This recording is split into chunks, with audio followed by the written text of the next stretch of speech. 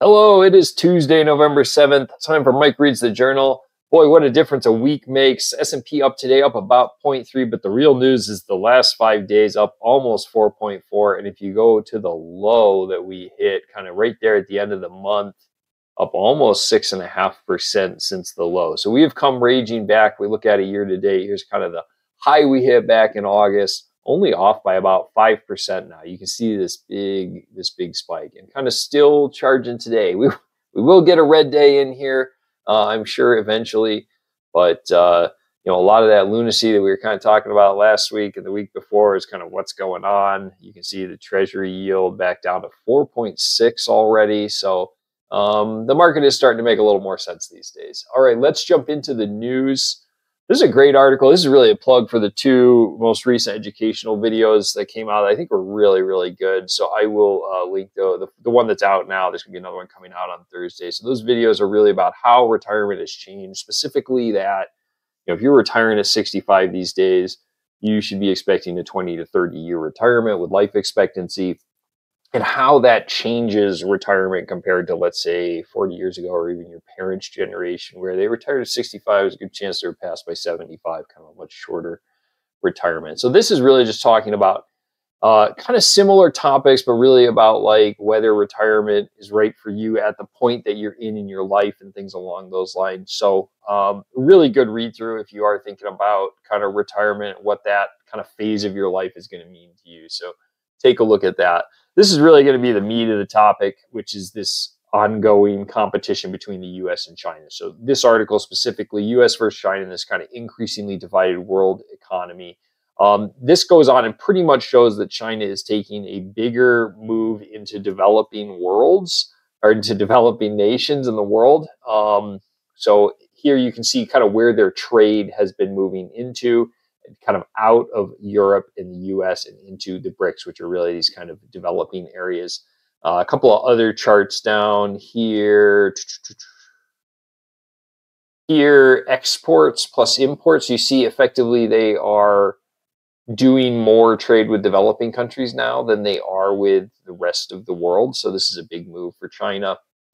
And then change in share of overseas investments. So substantially increasing investments into Africa, East Asia. These charts really all just show the same thing.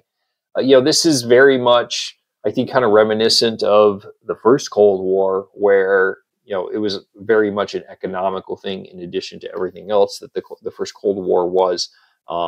And we know that the US and the China are really going to be going toe-to-toe economically. Of course, the other side to that coin, which I think is so important to really understand, is because of how globalized the economy is.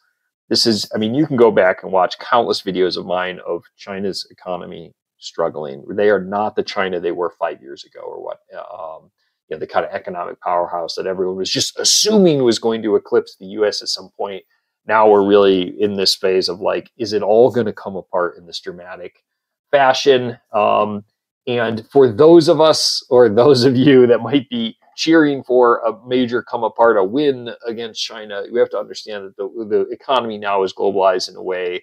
China and the US and their economies are, even though they're moving towards, the kind of developing world in this previous article, we are tied in a way that if China comes apart, is going to be devastating to the world economy, to the US economy. They are a major customer of ours. They are a supplier of ours. So, I understand that the world seems particularly crazy at this moment with all of the many people could call proxy wars, much like Cold War 1.0.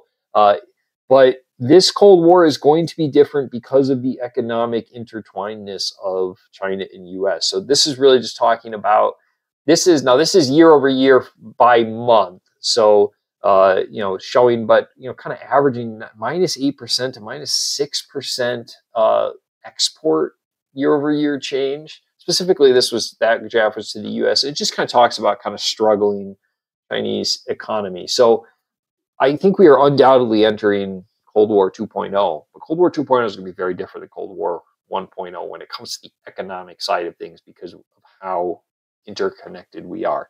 And obviously what's going on in the Ukraine, as well as what's going on in the Middle East, is feeling very reminiscent of the conflicts in the Cold War where the powers were not directly involved, or sometimes were, and how that wrestled control, and how the Middle East comes out of seeing what is happening in and around Israel and who they are going to want to do business with in the future. That there is a lot of uncertainty there. So very, very interesting.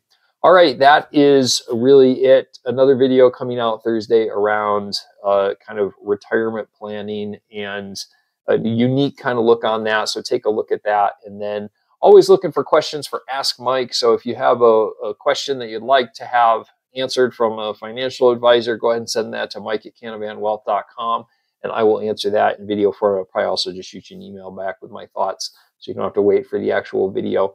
And then those posts, I think it's like the third Thursday of every month. All right, I hope this has been informative, and I will talk to you soon. Thank you.